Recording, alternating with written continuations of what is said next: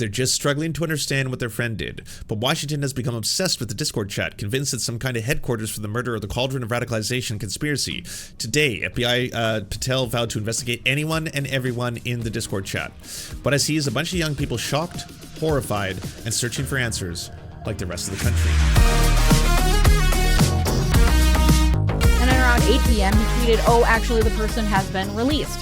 Meanwhile, Utah authorities said they had a person of interest in custody, but it wasn't clear if it was the same. As someone who was reporting live and then took a break and then went to go walk Chico, I started watching Hasanabi's stream, and Hasanabi, he was beside himself. He's like, look, Kash Patel's a clown, all right? He's a conspiracy theorist podcaster. He's also the head of the FBI.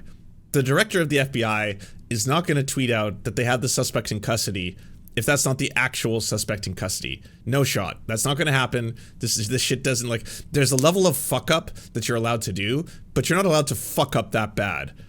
Oh my god! Oh my god, no! He fucked up! Same person that Patel was speaking about. It's almost as if the director of the FBI isn't qualified to do his job. Weird. Then Thursday evening, police arrested Tyler Robinson, 22, a native of St. George, Utah, in the southwest corner of the state, on charges of aggravated murder, felony discharge of a firearm, and obstruction of justice. As of right now, it appears that Robinson is refusing to cooperate or speak with authorities and has not confessed to the murder. Reports are coming out that Robinson's family is staunchly Republican and pro-Trump, and their cooperation, especially of his father, helped lead to his capture. One family member said Robinson had turned more political recently and hated Charlie Kirk. And Robinson's roommate, who has also been alleged to be his partner and has also been alleged to be trans, showed the police messages Robinson had allegedly sent, indicating that he had engraved the bullets and where to find the rifle he had allegedly used. Robinson is registered to vote in the state of Utah, but was unaffiliated with any political party and hasn't voted in the two most recent general elections that he was old enough to vote in. Photos of him on social media show him proudly holding guns. So this is a white man from bumfuck Utah with a MAGA family who posts pictures of himself holding guns. 4 of the shell casings had been engraved. The fired shell casing said, "Notices bulges, oh whoa, what's this?" 3 unfired casings said, "Hey fascist, catch upright, down, down, down," and "Oh Bella Chow, Bella Chow, Bella Chow, Chow, Chow," and "If you read this, you are gay, LMAO." And yes, we are going to unpack what the fuck that all means. Often, the way news outlets report on a story differs depending— No. Hey, by the way, I've noticed that also, if you don't know this already, Steve Bannon is coming after the Mormons. Yeah, no one's safe. Not even the Mormons. He's doing a whole fucking war room shit where he's like, we need to start talking about these Mormons, all right? And come on, what's going on here? And I was just like, damn, they're going to come after the Mormon community. Apparently they might be a little too left-leaning, progressive even. Called it an excellent ground news. The amount might have been just something the right is taking advantage of because it's not as straightforward as he's a Democrat or a Republican. The thing with online culture, and especially meme culture, is that most memes have so many layers and layers of meaning to them. You can write them off if you want as just meaningless internet fluff, but the amount of subtext you have to understand to grasp a meme is very difficult to explain to someone who doesn't have the context, because having to explain it makes it lose some of its meaning, because memes are meant— What about the phenomenon of grippers dating trans girls? Look, this is something that I think a lot of people were trying to reckon with, especially people on the right. They immediately thought that if there's anything related to this being trans whatsoever, that this was another indication of what they consider a lie, by the way, to be part of this trans acts of mass violence. It's something they've been pushing out there.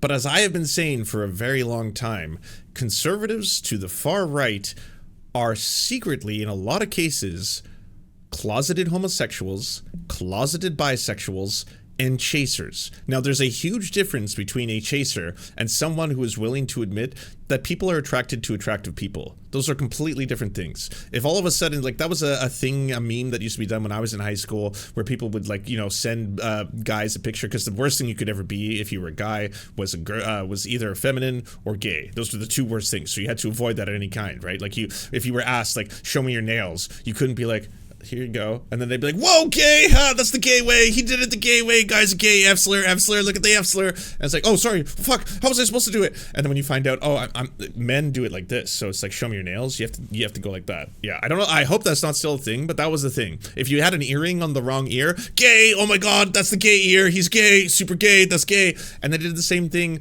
with what were called, and if you watch videos on this, traps, as in, like, they would show you pictures of a very beautiful woman, and then all of a sudden it turns out that woman was trans, trans and had a penis, and then all of a sudden it would be like, you thought they were hot? Look, penis, gay, you're gay, you wanted to suck cock, super gay. That was all things that were being done on a very, very regular basis. So this is one of the things that is also in a hyper conservative world where you are not allowed to be a homosexual, and if you are a homosexual, you have to be one of the good ones, a log cabin Republican, but even then you're not completely tolerated. Even if you're a white gay man, there's only certain degrees of which they want you. Just look at the way Ben Shapiro treats Dave Rubin, right? So they like their pick-me's, they like their useful collaborators and stuff like that, but that's still something that they're going to keep at arm's length, until they can enact their purge or whatever they're planning deep down the road. But on that note, there's case after case after case of people who both vilify trans people all the time, Joe Rogan, Alex Jones, who have also been caught admitting out loud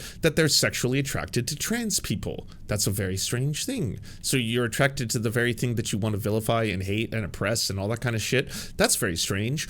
Or a lot of examples of people, Benny Johnson, Elijah Schaefer, who actually may have secret gay lives. They could be bisexuals, pansexuals, they could be homosexuals. We don't know, but there's instances where other conservatives have been like, yeah, that person would go to fucking CP USA or Turning Point USA events and just do all this gay shit and then go back to his wife. It's super fucked up. Or Benny Johnson being like, hey, by the way, I can't believe I'm getting all these gay cruise ads, and then people are like, those are Google ads. That's based on your search history, sir. Oh my God, delete. Right? Like there is a lot of problems with that. And amongst the Groyper community, absolutely, there's a huge problem with the people who will vilify homosexuals or people who are trans on a regular basis, but also secretly be attracted to them, secretly, like, look no further than the reddest states, if you look at the porn search history, happen to be some of the states where they look at the most amount of trans porn and the most amount of bisexual or gay porn.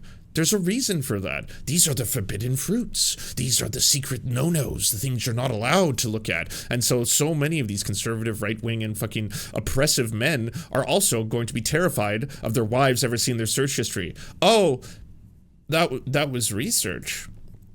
I needed to research sissy hypnotic femboy porn to learn more about it. Yeah, have you seen Michael Knowles' specials on it? Michael Knowles has so many videos on sissy hypno porn, as in it's like there's a new form of hardcore pornography that's so insidious that is actually used to activate and turn people into homosexuals or bisexuals or get them attracted to trans women. It starts out by showing people straight pornography, and then in the middle of it using secret layered coded messages and other kinds of hypnotizing powers. It will suddenly start to show you very slowly but surely more images of suddenly trans women, and then more images of homosexual acts, until in the middle of the video you don't realize it, but you're powerless to resist, and suddenly it's like, no, this is a very specific niche. You are describing a very specific kink or a specific fetish that people have, where they already may have these feelings or attractions that they're exploring,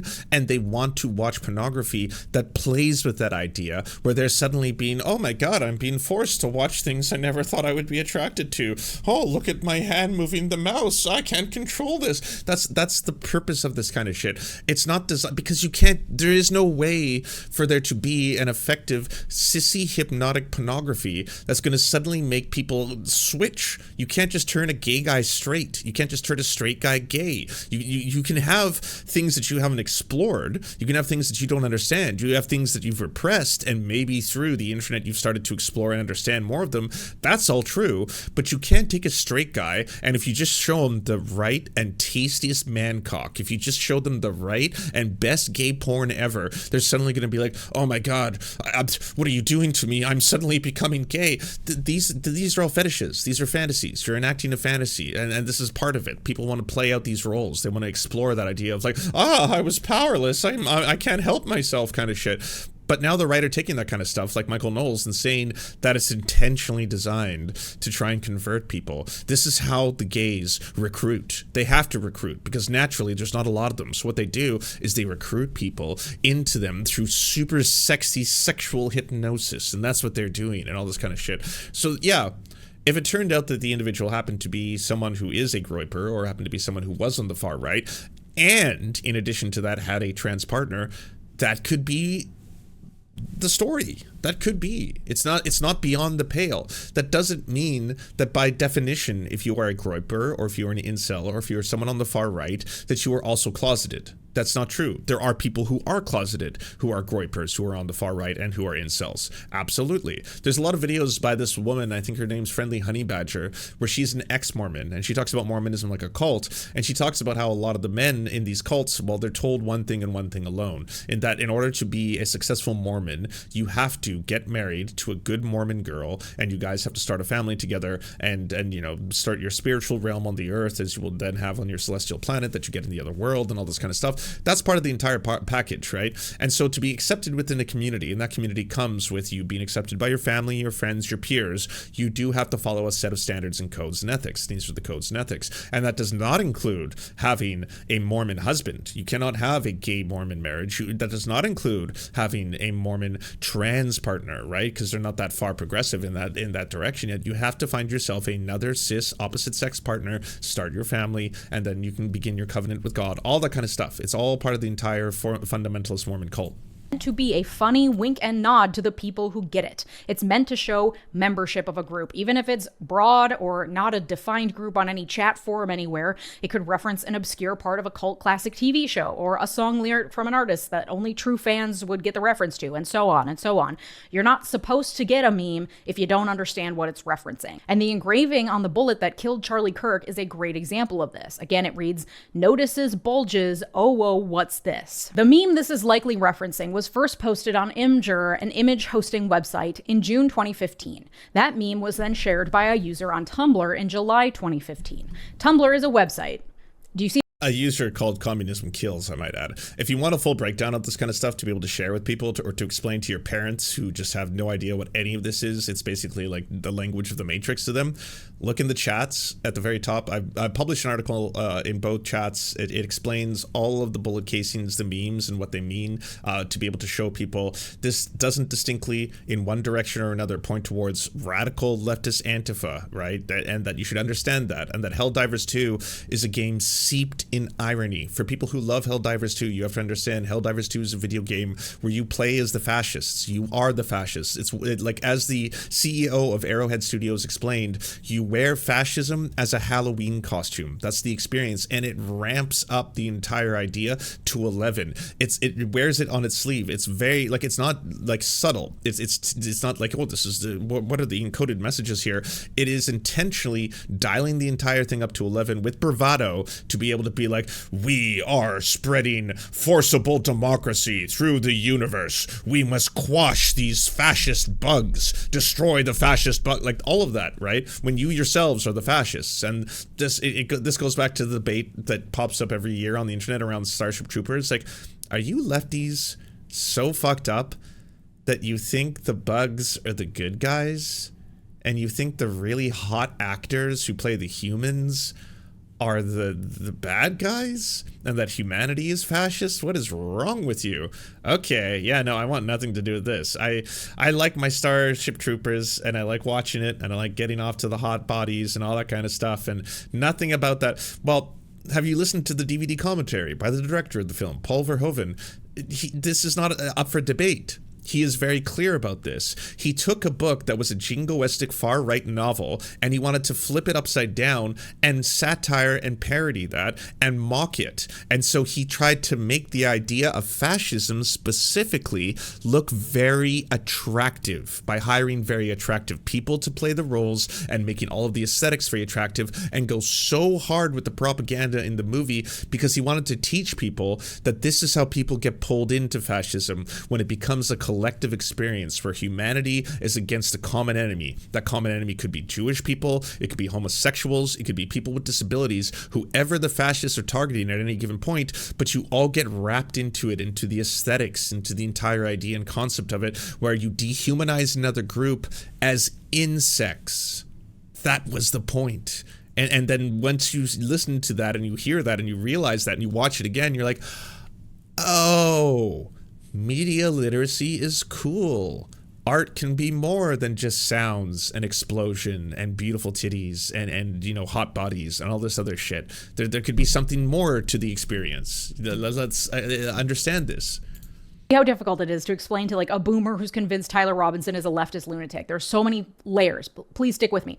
Tumblr is a social media website that was very popular in the 2010s and has regained popularity with Gen Z, where people share writing and images and other people can comment and reshare the writing and images, and a lot of sub-communities have grown as part of Tumblr. I mainly used it in high school and college to share aesthetic photos and corny quotes, but I remember it being particularly notorious for circling things like thin inspiration photos to motivate people to lose weight. Let's not go too far down that rabbit hole. Okay, so this is the meme that the engraving was likely referencing. If you're listening to the podcast version, it is two kind of gross looking, presumably male humans in a cut screen looking at their computers and typing, apparently in conversation with each other. One of the men has ears and the other has a paw print tattoo. Both are sweating profusely for some reason. The man with the ears says, hee, you're a cutie, flops beside you and nuzzles. And the second guy replies, aw, nuzzles you back and pounces on you and notices your bulge. Oh, whoa, what's this? I hate that I had to just read that out loud. The context that you need to understand is the online furry community and the subsequent mockery of said community. Furries are people who dress up like animals and identify as animals. You will often see them walking around town with a little tail hanging out of their pants. They have conventions. It's a whole thing. In online furry communities, the way they speak to each other tends to be overly cutesy and very cringy, and they use a lot of cutesy emoticons. An emoticon is like an emoji, a little face, but often using letters and numbers instead of like the little yellow icon you find on your iPhone keyboard. The number 3 and the letter W tend to mimic a mouth. An O is a wide open eye. A U is a calmly closed eye. An X is tightly closed eyes. You can see what I mean in this meme on the left where he says, hee, you're a cutie, X3. The X3 is an emoticon. The X is tightly closed eyes. The 3 is a coy little smile.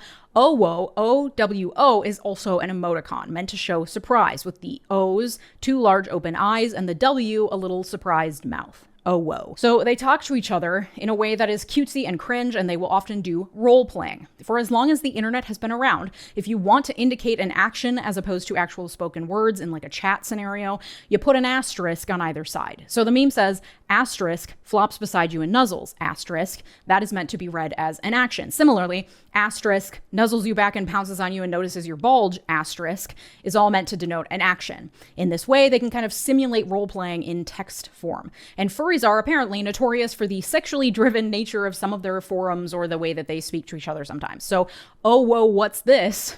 Indicates a surprise face and a question. What is this? This meme circulated, and oh, whoa, what's this became general internet speak that was typically used to make fun of the cutesy, cringy, often strange nature of the communication styles of online furry communities. It's just meant to be kind of dumb. So while you have to get a ton of context in order to understand the meme and the reference to it engraved on the shell casing with notices, bulges, oh, whoa, what's this? At the end of the day, there isn't deep meaning to it. It's all a shitpost, a troll move. It's just meant to be. I've had so much entertaining moments between this and fucking listening to Amy Goodman say it out loud. It's like, the bullet casings were inscribed with the words, oh, whoa, bulge, what's this?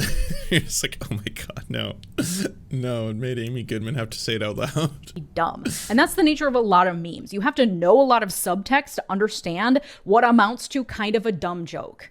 The next casing read, hey fascist, catch, with an up arrow, a right arrow, and 3 down arrows next to it. To understand this, you'd need to be a member of a particular gaming subculture, or at least generally familiar with gamer chat forums. The specific game in question is called Helldivers 2. It came out in February of last year and involves teams of people fighting off invading insect, alien, and robot armies. The trailer for the Helldivers 2 game is quite purposely meant to look like a US Army recruitment video. Prove to yourself that you have the strength and the courage to be free. Join the Helldivers. Become part of an elite peacekeeping force and work together to spread prosperity, liberty, and democracy. And while it is delivered in a tongue-in-cheek manner, it's also earnestly meant to draw gamers into this idea that you are spreading democracy and peace by killing the fuck out of everything around you. In one gameplay... Has Starship Trooper vibes? Oh, it goes even further. They actually do the full recruitment video parody where it's like, I'm doing my part, I'm doing my part, I'm doing my part. It's literally a fascistic proto-human race in the future spreading managed democracy through fascism. You're the fascist. You play the fascist and you're destroying and fighting the bugs. And like, again, the parallels to Starship Troopers couldn't be stronger. The thing is, so the big difference between the two, when I was doing my research on the entire topic, is that the director of Starship Troopers is very overt about the fact that he was intentionally making a satire of fascism to be able to explain and demonstrate the dangers of it, right? Whereas with Helldivers 2, the CEO of Arrowhead Studios has said out loud, the guy is not, he didn't want there to be an overt political message. In fact, he was trying to avoid that. There's multiple times when given quotes or comments about the game, he was like, look, I just wanted people to be able to wear fascism as a Halloween costume and pretend and have fun playing as the baddies. What's wrong with that, right? And people were like, but you can't say that this is an unpolitical or apolitical game if you are literally making the player play as fascists. It doesn't matter if it's set in science fiction or the future. You have to understand the connotations here. And he made some other super weird quote about like, well, what? Maybe, you know, it's the future. Everyone is xenophobic. That's DEI or something, right? Hashtag Helldivers 2 or something like that. And when pressed after a period of time, he eventually started to say, look, you understand where I stand on this. Fascist bad, or he misspelled fascism. Like that was part of I think yet another kind of like, I'm trolling you, right? But the Arrowhead Studio creative team and the CEO clearly did not want to get pulled into, we're leftists, we're hardcore anti-fascists, this is a piece of art that is supposed to criticize, because they more than likely wanted to do a game where, yeah, we're acknowledging that you play as this future fascist human race, but it's fun, right? It's silly. We made a comedy. The whole thing's ridiculous. It's super hyper fucking exaggerated, and we ramp it up to 11 and go have some fucking fun and turn off your brains, you goddamn wokies. This is not what this is about. And that was really the vibe you get from the Arrowhead Studio guy. So in that, the side effect of having all this and even having the CEO speak in this way and talk about this game in this way is that a game as popular as Helldivers 2 ends up having a lot of different communities. And unfortunately, one of those communities ends up being a lot of people who are on the right to the far right, including Groyper communities, who love the idea of trolling people who might be anti-fascists with the memes and the game itself, by being like, haha, we are the fascists. We actually love the fascist, the aesthetics and the memes and all that kind of stuff. And by using the specific code, you're dropping what is known as one of the most powerful stratagems in the game, which is this 500 kilogram bomb on your enemies, which you can then, yes, call the bugs fascists. Like, hey, fascists, catch, and then you drop a massive fucking bomb on them. The joke being that you are actually the fascists, right? Like, you are the fascists who are doing this, but as you are spreading managed democracy and oppressing all these other alien races and groups and other, you know, people in the game, you can then mock them as they themselves are the fascists. Like, hey, fascists, catch, bump, bump, bump, bump, bump, input the code, drop the bomb. That's the whole like thing about this, where when people saw those bullet casings, the first thing their brains went to is like, oh, it says hey fascist. Clear as day. Antifa super soldier right there. Yep, we got him. Antifa super soldier. Video, you can hear a player yelling, "How do you like the taste of freedom?" as he's launching what appear to be bazookas. I don't know about weapons. How do you like the taste of freedom?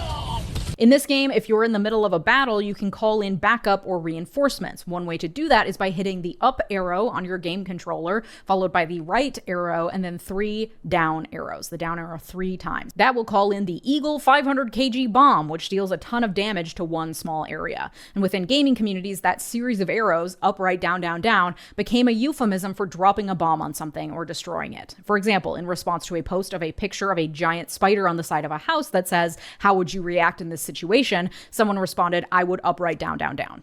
It's like a verb. So with that context, we can better understand the engraving on the shell casing that said, "Hey fascist, catch, up, right, down, down, down." It comes from a game which advocates for defending freedom through warfare, including using up, right, down, down, down to drop a bomb on your enemy. Now, I'm not interested in sitting here and saying that like video games cause very specific behaviors because of their violence. I think that's old school, weird, pearl clutching rhetoric. But given this context, I don't think we can say that the engraving, "Hey fascist," is necessarily because Robinson, if he did do this engraving, was left of Charlie Kirk and calling him a fascist because he's a liberal. This could perhaps better be understood as someone who played video games and became a member of a gaming community steeped in this pro-war, pro-America spreads democracy ideology, the kind where Hitler and Nazis are used as convenient go-to antagonists to advance a plot in a game. Or it could be genuine criticism of Kirk from a leftist perspective. We don't know, but I don't think it is, given the other stuff I'm talking about today. This understanding of these two engravings gives us a better context to then look at the third engraving, which says says, "Oh, bella ciao, ciao, ciao, ciao," which in Italian means goodbye beautiful, but is referencing lyrics from an Italian folk song that took on meaning as an anti-fascist song of resistance across the globe.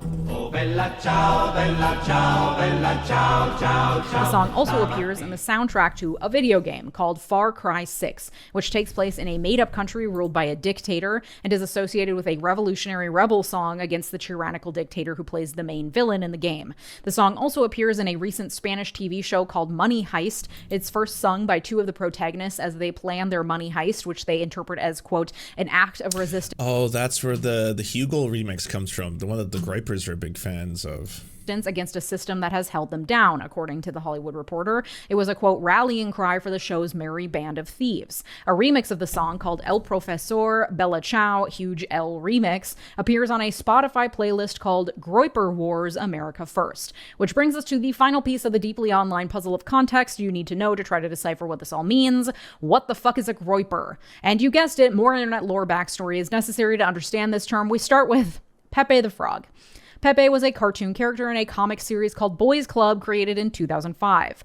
Pepe's face with the words "Feels Good Man" started circulating around 2008 on 4chan. Great job, Lance. You decoded this before anyone else. Well, I pointed this all out so people would understand the references. That was my goal, because immediately the narrative was already being set by the far right, to even the fucking director of the FBI, that this was in fact trans people or anti-fascists or leftists, and this is basically being done by people who don't understand the internet. That's what I want to point out. But I also have to add that there's no evidence that this person, as of yet, is a groiper, right? Like, that is also as inconclusive as saying that they're an anti-fascist. What I think this is pointing towards more than anything conclusively is you're talking about someone, they may have been, nihilistic. They may have been, steeped in internet irony pilling and all that kind of stuff. But more than anything, this is about in-group, out-group, being part of smaller and insular communities, gaming communities, Reddit communities, etc., where there are in-jokes that only the people who are capable of recognizing these coded messages would understand. Either you know or you don't know, right? You get it or you don't get it, kind of idea.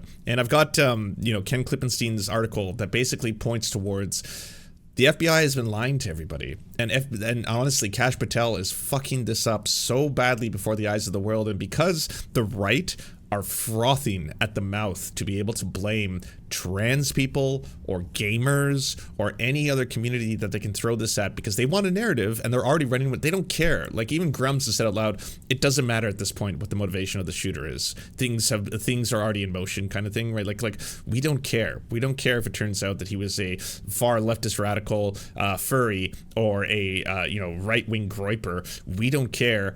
Like, we're martyring Charlie Kirk whether you like it or not, and we're moving forward with our plan and our project because, of course, they don't care about, like, and it's a really fucked up thing to see because you're the people who are professing to care about Charlie Kirk. I'm not one of those people, but I do care about knowing the truth. That's what's important at the end of the day, and I care about the fact that this entire investigation is about to be completely destroyed by a incompetent clown circus run by a podcaster, conspiracy podcaster, who doesn't understand that he is fucking up so much of this stuff publicly. Are you surprised now that the shooter in question is not cooperating at all with authorities? Well, of course not, because again, a competent lawyer who would approach this case would look at it and be like, oh my God, this has been a mishandling, a miscarriage of justice on so many levels. They've been trying to publicly set a narrative before one was established. They have been making statements and pulling them back and then making new statements and then pulling them back. They didn't understand what these coded messages meant. They don't understand anything about this. Just hold off, because what they're going to try and do is they really, really want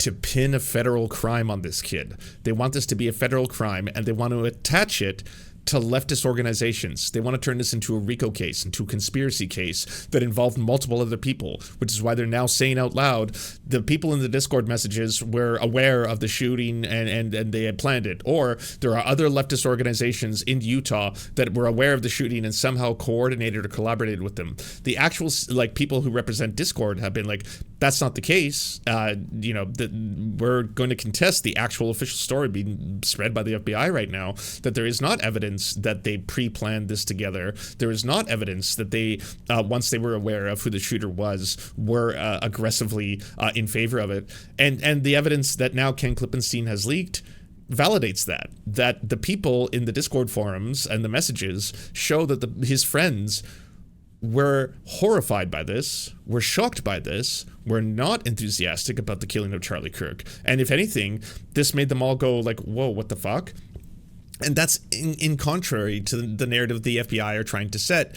And the problem is that they want this to be a federal case because they need to be able to do the most aggressive possible measures in terms of sentencing and stuff like that. If this stays at the state level, which it is, this was not a law enforcement officer who was killed. It was not a politician who was killed. It was not a state official who was killed. All the reasons why this might be able to be escalated to higher things or the death penalty or stuff like that. What we have is, yes, you can say and point towards it being a political assassination if you can provide the evidence for that. But the problem is, you are bungling the evidence. You are destroying the ability to be able to set a narrative of which any jury who would come along can't say that they were not influenced by the lies that have been spread by the FBI publicly for weeks and weeks and weeks. How are you actually going to pick a jury where it's like, were you aware of this, the largest news story in the world that took place for multiple weeks? Yeah, I was. Oh, okay. Did it influence you or bias you in any way? Yeah, it did. I mean, I was watching Fox News, and the head of the FBI said that this was an Antifa super soldier, trans furry, lover of a trans person, and a gamer. So this was the gaming community or something like that. Okay, well, you're no good. That's going to happen to hundreds and hundreds of jurors. You're going to have to find super old people who didn't care about the news at all for a solid couple months until the news cycle moved on to other things, right? And they have the standard they should be held to is very high. We shouldn't be bringing people into this country. We should not be giving visas to people who are going to come to the United States and do things like celebrate the murder, the execution, the assassination of a political figure. We should not. And if they're already here, we should be revoking their visa. We are not. If that's the case, then wouldn't this apply to Donald Trump Jr., who basically was mocking anyone who talked about Nancy Pelosi's husband's attacker, saying that they were gay lovers, posting pictures of what he considered to be his next Halloween costume, again mocking a violent attack where a man got smashed in the skull with a hammer. But that's apparently completely fair game. I can tell you that nearly every right-winger seems to be, and still to this day, completely obsessed with George Floyd, constantly posting George Floyd memes, George Floyd racist jokes, George Floyd racist fucking AI videos. It's like they're more obsessed with George Floyd than any fucking public figure I have ever seen. That stuff is pretty ridiculous. The Minnesota lawmaker who was killed, a number of Republicans were just openly mocking that. But that's apparently completely fine. If you happen to be from another country, I mean, good luck if this stuff is going to be coming public. Yesterday, I highlighted how Kash Patel's poor handling of the case could put it in jeopardy. But today, the FBI lead podcaster doubled down on his stupid in a public interview that was a defense attorney's dream. Let's break down the incompetence. An important piece of context is to keep in mind they're desperately wanting to make this a federal charge crime so they can keep it untelevised, control the narrative, and seek the death penalty with a jury base that isn't 90% Mormon. Right off the bat, the host says, Kirk isn't just an impactful person, he was your friend. Kash nods in silence. Immediately, defense is going to frame this as a personal matter. They'll seek a motion to suppress, attempting to exclude evidence that is from the FBI instead of local law enforcement, arguing it's tainted by personal relationships.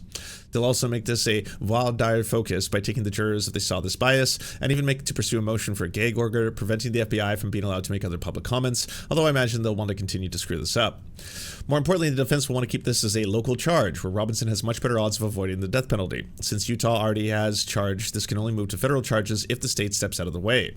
Defense will argue on this and many other matters. Why should Utah cede sovereignty to a federal agency that admits it's personally tied to the victim, making it deeply politically unpopular for Utah to let it federalize?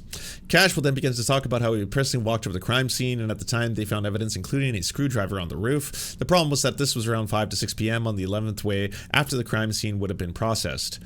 Defense will argue the director is an administration and not a crime scene technician. This will raise the question about the chain of custody and how obvious the item lay for open for more than 24 hours. But it will also come back to pretrial prejudice. The reason the evidence is disclosed on national TV before trial is some evidence may not be admissible, and the defense will certainly use this in a motion to suppress evidence, arguing the chain of custody issues.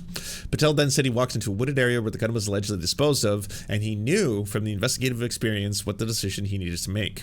Patel is not a career investigator. He should not oversee crime scenes handling or make decisions about a crime scene. He shouldn't bring anything to the table. That's the job of the experienced career officials, and saying that he had supported Trump is even worse. Defense will attempt to say this is grounds for a motion to suppress the evidence related to the firearm as was overseen by a political figure. But then they'll also use it as a motion to compel discovery and involvement of the White House in investigative decisions. Then Patel will make the dumbest possible mistake. He says, I can report today that the DNA hits on the towel that the gun was wrapped in and a screwdriver are positively processed for suspect in custody. Congrats, Cash, you just tainted the evidence. Now defense can argue you poisoned the jury pool, giving an affirmed inaccurate statement about scientific evidence without hearing expert testimony. Number 1, DNA evidence isn't binary. It's probabilistic. They'll also argue the contamination as if you were involved in both evidence and location 24 hours later. DNA evidence is supposed to only be presented by the experts. The U.S. Sixth Amendment guarantees a fair trial before an impartial jury. DNA evidence is always carefully disclosed as it's seen as, quote, magical evidence, though it's tough to erase it from the minds of a layperson. Saying this on national TV means the defense has grounds to pursue the following: motion to dismiss for irreparable prejudice, motion for a bench trial, waive the jury and only have a judge, alternative motion to strike the death penalty, arguing non-jury is now impartial enough for it. They may even file a motion to suppress evidence of the DNA evidence itself, meaning it would become entirely inadmissible even if it's accurate, all because Podcast Cash cared more about chasing clout than doing his job. Patel goes on to ramble about how the FBI secured the scenes and did a great investigative work, which I won't break down in depth, but there are about 30 contradictions to the timeline for the previous statements, all which come up. Patel then highlighted they worked with the media to catch the killer. While this is a reference to releasing the images and footage, it gives grounds for defense to compel all communications from the FBI, including who leaked the supposed trans lover story. Cash then confirms it was the father who turned in the son, contradicting previous reporting that a trans lover cooperation led to the arrest. Patel then answers a question about the group chats, which right-wing media claimed were being investigated for potential RICO charges due to the advanced knowledge. Patel notes they're still pursuing search warrants for it. Patel then says they got a text message chain between the suspect, Live, and the partner, notably not a trans partner. Cash then says the family has been subscribed to left-wing ideology, even though he tried to disclaim it. This is speaking to motive. It's a violation of the presumption of innocence. It's also a matter of hearsay that would be inadmissible. It will also give the defense grounds to fight back against any federal charges if it is filed against the DOJ for pursuing politics into a criminal trial. Unless the suspect has specifically noted their ideology, as is the cause, then this always hurts prosecution. There are a ton of other blunders, including saying that he was a quarterbacking the investigation himself. Let's just highlight the biggest one. Patel tells us about the supposed text message. He notes there was a text message to another individual that said that he had a chance to kill Kirk and he was going to take it because he hated what Kirk stood for. Not only is this once again speaking to a motive, but there's another problem. The host asks about the written note. Cash says he addressed this early, making it clear the written part is referencing the text message. He then says the written note we believe did exist and we have evidence to show that it was in this note. The note was destroyed. That was the clip that came out yesterday that I was like, wait, what the fuck? Sorry, are you saying live on air right now that you have evidence of a note that gives a complete motive and is just a rock solid part of your case, and the note was destroyed, and then you're going to follow it up with, it's okay though, we have a transcription of it? Oh my God. Again, if you're someone who cared about Charlie Kirk, or you care about actual, justice being served properly here for, again, the person who ended up shooting and killing him, you should be looking towards Cash Patel as doing everything in his power as a conspiracy theorist podcaster previously. What's his job, like credentials, before becoming the director of FBI? Well, he was a children's author for conspiracy books surrounding the glory of Donald Trump. And in addition to that, he was a conspiracy theorist who talked all the time about the Epstein files, but then came into power, and then all the Epstein file stuff has pretty much gone away. Yeah, he's actually one of the people who's trying to actively cover up the Epstein files now. So he was a conspiracy theorist podcaster who became the director of the FBI and can't fucking help himself, doing everything in his power. It's like, hey, Cash, Fox News wants you to come on. Well, a responsible director of the FBI would be like, I'm in the middle of an ongoing investigation and I have a lot of different stuff to do. I don't have time to go on Fox News for a couple hours. But you know what? It's Fox and Friends, or it's the guy, or it's Jesse Waters, or it's one of my friends. So you know what? I'll go on, and then I'll go on again, and then I'll go on in the morning, and then you know what? I'll do a couple other podcasts. Maybe I can go into another podcasters, and I'll just do that because that's what these people. They're podcasters. They have podcast brain. They have influencer and content brains. All they're thinking about is like, oh shit, I get to be on TV again. He said the note was destroyed, but we found forensic evidence of its existence.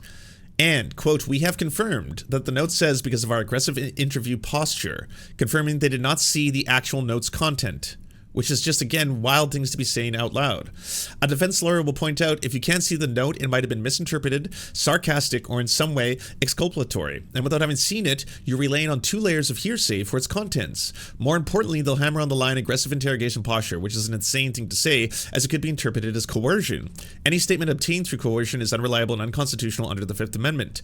And by broadcasting this supposed note as a smoking gun, which I'm now going to let you all see the note, because the note just came out, y'all, because they filed their charges. So we're getting to that part next, but keep in mind, from a FBI investigation persecution perspective, this is a disaster, an absolute bumbling disaster run by a man who clearly was not qualified to do this. And hey, no shade there, because I'm not qualified to do this. If someone was like, Lance, you should go become the director of the FBI, I'd probably make just as many mistakes. I'd probably be like, sure, so I can walk onto the crime scene and start looking around and picking things up. No, you can't. You're not an investigator. You can't do that. Okay, fine. But I can go on television and talk about all the neat things that I saw because I want to set a narrative publicly, right? No, you can't. Don't do that. Anything that you say on a public, like, fucking television show, especially a national news show like Fox News, could seriously damage this case. Do not do that. But I can go talk about things like DNA evidence because we got a smoking gun, right? Don't do that. Well, I can go talk about a secret note that I think we saw, but it was destroyed. But don't worry, we'll have a transcript of it that we got under coercive interrogation. I'll use those words, strong words, right? Those are the words I see on TV. Those are cop words. I'll go do that. No, no, don't do that. You will destroy the case. Holy fuck, this kid is gonna walk. He's gonna walk, and we have more than enough evidence that he was guilty. Like, Jesus Christ, he confessed. He confessed to a fucking Mormon preacher. His dad, and the preacher called the fucking State Department, and his dad turned him in. We have that. Don't do this, Cash. What are you doing? The Discord messages in question, we have 2 completely separate stories. The story that's coming out from the FBI has stated publicly that these Discord messages prove or may have evidence towards the fact that, in fact, multiple people were aware of the planning behind what was taking place, or multiple people found out about it, and because of that, they could be co-conspirators. Why he's saying this out loud, for the life of me, I don't know. Maybe because he fired every single competent member of the FBI when he came in, because that's what these, like, you know, Elon Musk acolytes do. It's just like, fire everybody and do it yourself. Anyone can. It's easy. And he's like, oh, okay, sure. But you would think there'd be one person at some point who would tell him, shut the fuck up. Just shut the fuck up. What are you doing?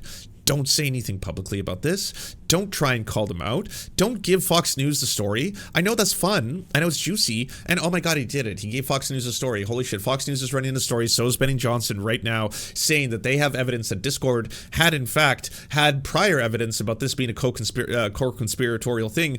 And Discord had disputed that. Discord, by the way, is a very, very big company. It's a tech company that has CEOs and has people and lawyers and legal teams that would have told them immediately, we don't want any smoke, all right? We will be able to wash our hands of anything involved in this because we are protected. We are allowed to have random strangers open up random Discords and Discord servers as long as if a crime is committed, we give the authorities all of it. And that's it. And then that's what we're going to do publicly, and that's what Discord did. So Discord is telling one story, of which, hey, by the way, we provided all the information to the FBI, we provided all the information to the authorities, we have given them everything that we had that is publicly available. And then on the other end, the FBI is like, we believe that they were lying. Discord has lied. Did you not see the Benny Johnson post where he's like, oh, huge news, apparently breaking, Kash Patel claims that Discord servers had prior knowledge and discussions that they were actually plotting the actual assassination of Charlie Kirk. And then, of course, Fox News is running with it. It's all over the place. But I mean, from the Discord perspective, I'm sure they're like, legal team, did we do right? You did right. Let them do what they're going to do. Let them run around. So Ken Klippenstein, leaked messages from the Charlie Kirk assassin. The politics is not what the government and the media are saying. Hey guys, I have bad news for you all. It was me yesterday at the UVU yesterday, thus the shooter, and messaged his friends on Discord, seemingly apologizing for murdering Charlie Kirk. I'm sorry for all of this. I obtained this and other Discord chats have decided to publish. The legacy media, as usual, refuses, along with new information I've learned about Robinson from the people who knew him best. Trump and the company portray the alleged Utah shooter as a left-wing, and liberals portray him as right-wing. The federal conclusion will inevitably be that he was a so-called nihilist violent extremist, or an NVE. Meanwhile, the crackdown has already begun, and as I reported yesterday, the country is practically ready to go to war. Quote, It's been so terrible, and seeing it from the inside perspective is so frustrating. A friend of Robinson's since middle school has told me the childhood friend who asked not to be named for fear of threats provided me with the above non-public photo of Robinson on a camping trip, a favorite activity of his to cooperate their relationship. Quote, I think the main thing that's caused so much confusion is that there's always been general apolitical for the most part, the friend told me, but that's the big thing. He was never really talking about politics, which is why it's so frustrating. The picture emerged bears little resemblance to what the media version is. Robinson, I'm told, through quiet, was a well-liked person with a supportive family. The friend group who he interacted with on Discord, far from some kind of militia camp or Antifa bunker as it's been portrayed as, represented a range of political views but mostly talked about video games. Yesterday, FBI Director Kash Patel said in an interview that Robinson subscribed to left-wing ideology, citing his family remarks to the investigators. But those close to Robinson say there was a lot of his family that they didn't know about him. Their ideas are based on someone they didn't fully understand, the childhood friend told me. Though the family was generally supportive of Robinson and claimed corroborated by the mother of the Facebook account brimming with praise for Tyler, they didn't seem to know about his relationship with a trans person named Lance, the friend said. When I asked the family if they would have been accepting, the friend replied, I don't think that even the shooter knew the answer to that question, which is why he kept it so low between themselves. Tyler's bisexuality, the friend said, was coupled with an openness on LGBTQ plus issues, but his wasn't some cookie-cutter lefty position on every or most issue, his friends say. Obviously, he's okay with gay and trans people and having them and them having a right to exist, but also believes strongly in the Second Amendment, his friend said, referring to the right to bear arms.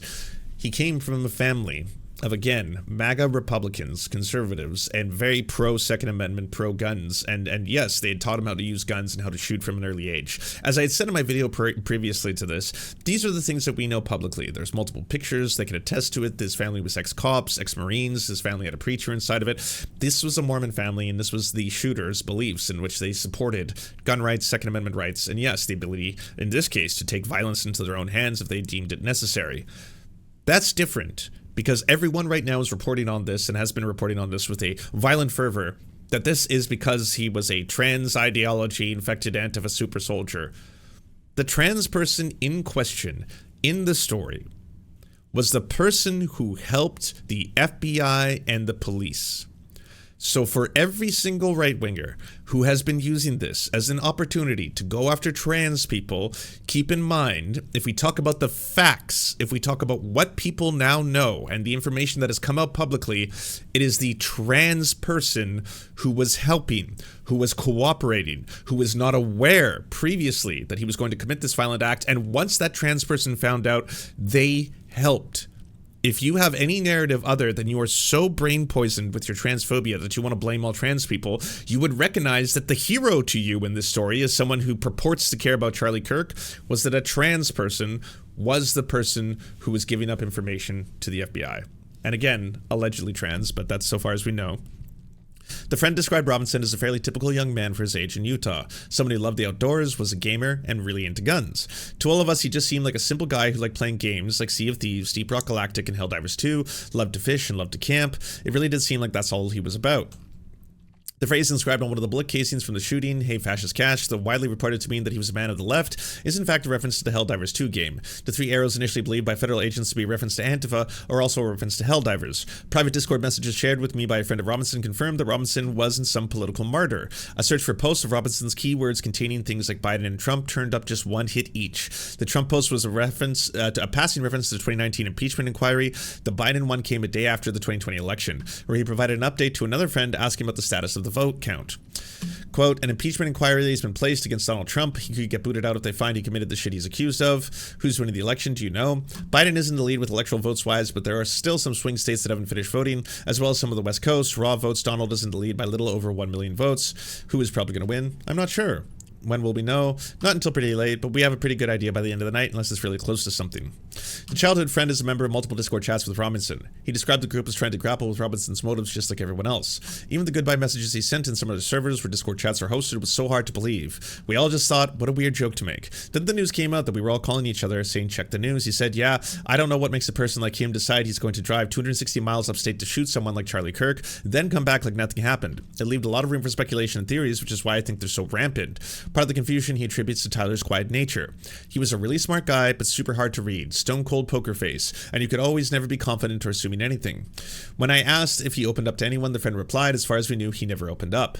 Despite the verbal reticence, Robinson was not a loner, according to his friends. Unlike the stereotypical outcast shooter driven to violence by social rejection, he apparently was amiable and well-liked. Everyone who knew him liked him, and he was always nice, a little quiet, and kept to himself mostly, but he wasn't a recluse. Regardless of the horrible actions that took place, we must take a moment to remember that God is in the living and loving God who loves all his children. A Discord post from another friend posted the day after the shooter reads, while Charlie Kirk's politics were not acceptable to some, I ask we all say a prayer for him and his family during these confusing times. The last message is religious in nature, which just goes to show the apolitical nature of the server. We all have pretty different views on politics, the friend said. We were all just existing as friends and just play stuff. Cat memes, weather updates, home improvement, and the odd Garfield reference populate Robinson's posts. I'm going to eat pretty soon, very eeply. Very eepy, we said in one post. Intentionally silly misspelling of the word sleep, a common Gen Z convention. I didn't even know that one. Gen Zers. The federal government, the Washington crowd, and the corporate media based on Washington and New York see the country as a wholly partisan terms. Republican versus Democrat, red versus blue, old media versus social media, liberal versus conservative, right versus left, straight versus gay, and so on. Charlie Kirk's assassination in Utah should remind us of the actual diversity of the nation and the cost of polarization that demonizes the other side. No one in Robinson's groups is cheering on or justifying the murder in any of the messages I reviewed. They're just struggling to understand what their friend did. But Washington has become obsessed with the Discord chat, convinced it's some kind of headquarters for the murder or the cauldron of radicalization and conspiracy. Today, FBI Patel vowed to investigate anyone and everyone in the Discord chat. What I see is a bunch of young people shocked, horrified, and searching for answers, like the rest of the country. Now, this is one of those things where some people who are unwilling to have to accept reality are still going to be going in one of two directions, or still going to go in these hardcore, so if there was a gay person or a trans person, they're on the left. Well, no, that doesn't mean that's their political ideology. In fact, they weren't strongly politically ideological in either direction, it would seem. Right, but people aren't like that. They're one of two ways, okay? And then other people are going to be like, well, he was very pro-guns, from a MAGA family, from a Mormon family, from a family of cops and preachers and all this kind of stuff. Without question, all of that adds up to he was hardcore right-wing. And then it's like, we don't know that either, though. The evidence in the opposite direction would point towards this, again, being a case of people are complex. There's lots of right-wingers who are sexually attracted to trans people. There's lots of right-wingers who are gay. There's lots of right-wingers who hide those elements of themselves. There's lots of right-wingers who are bisexuals, pansexuals. There's lots of right-wingers, as we find out all the time from other right-wingers trying to expose them, who have secret lives where they go to, the CPUSA events, and Elijah Schaffer apparently will have tons and tons of gay sex with other conservatives because this is just a moment away from the wife or away from the girlfriend or away from that. There's Benny Johnson, who publicly was typing and posting about how he himself was looking up gay cruises. It showed up in his Google ad search results, and then wanted everyone to be like, look how they're destroying the military by putting these gay cruise ads in my thing. And it's like, nah, dog, that means that you were looking up gay cruises. Oh shit, delete.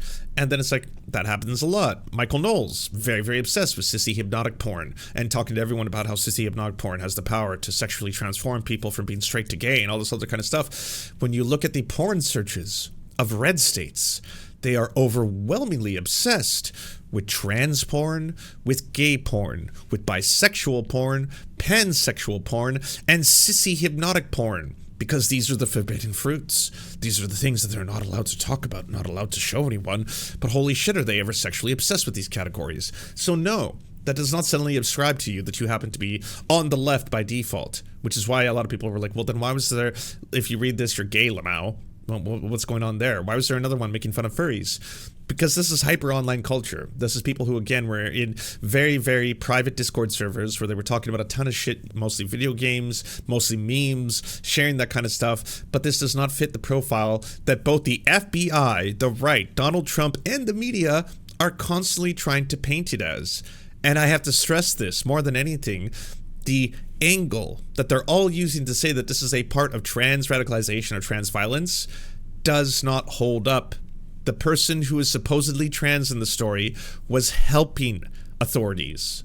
The people who were in the Discord server that are now trying to be blamed as being associates or accomplices, it turns out were horrified when they found out that he admitted that he in fact had shot Charlie Kirk.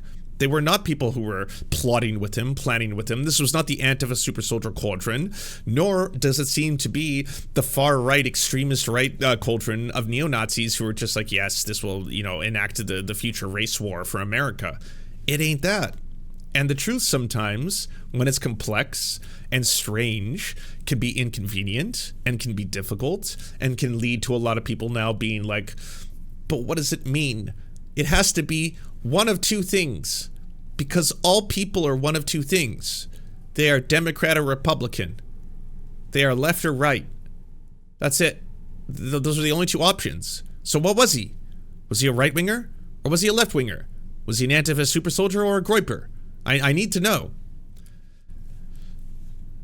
Turns out he's complex. Turns out there's a lot going on here. Turns out, again, the facts on the ground of which we know, and we can still state publicly, are that he is a Mormon from a Mormon family of conservatives, Republican, MAGA voters, that he was very pro-Second Amendment, very pro-gun. They were a family of ex-cops, ex-preachers, current preachers and ex-military, but that he was also very, very online. He may have been bisexual, or he may have had a partner who was trans. Those parts are still unclear, but as more information is coming out, it's looking a bit like that may be the case. Who turns out that partner, once discovering that he committed an act of violence, actually went forward and helped the police and the authorities and the FBI. In many cases, you might say that's one of the heroes who helped authorities find out more information about him. They were super online, very into memes, very into video games, very into online culture. And that's the things that we know. So thank you so much to our patrons for making this show possible. We could not fund it without you. And if you want to join, please check out patreon.com/theserfs to unlock bonus episodes, uncensored content, and all the good stuff. Thanks to Anna Loves Riley, Addercap, Bobby Lasers, Cheryl Alvarez, Comrade Junkie, Doug Caddy, Everything Important, Hegbard Salim, Multimondi, Omni, Political Papi, Preston Kroll, Quiet One 85, Riley and Anna, Roller Dragon, Cernicus, Stellar Gwyn, Sebastian Demmel, Tigwick, and Words Greenwood.